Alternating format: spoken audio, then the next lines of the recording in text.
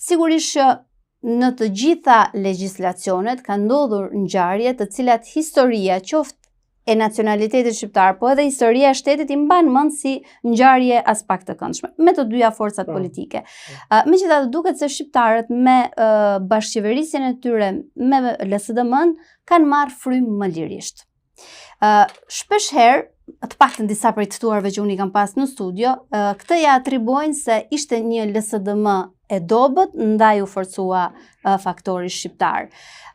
Ju mendoni që ishte një LSDM e dobët, apo ishte një LSDM me prirje më tolerante dhe më liberale që krijoi habitatin për një bashkëjetesë politike më të lehtë mes shqiptarëve dhe maqedonëve? Ishte një parti politike e cila pranon të gjitha diversitetet. Pra një sens më liberal dhe mirëkuptues. Absolutisht. Dhe në qasjen kur pranon diversitetet, që të gjithë kanë mundësi të barabarta për të dëshmuar se kanë kapacitet për të menaxhu ose për të udhëheqë çfarëdo në një shtet të përbashkët.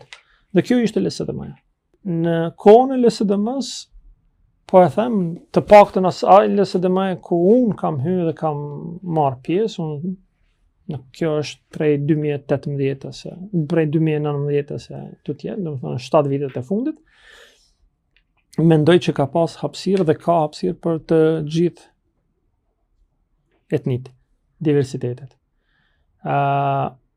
Normalisht kur jenë pushtet, kjo artikulohet shumë më lehtë, kur jenë në opozitë, bën lojën e opozitës, jo gjithmonë i mbahesh krye kaput ideologjisë edhe vlerave, që mund të kushtoj, aty mund ta diskutojmë.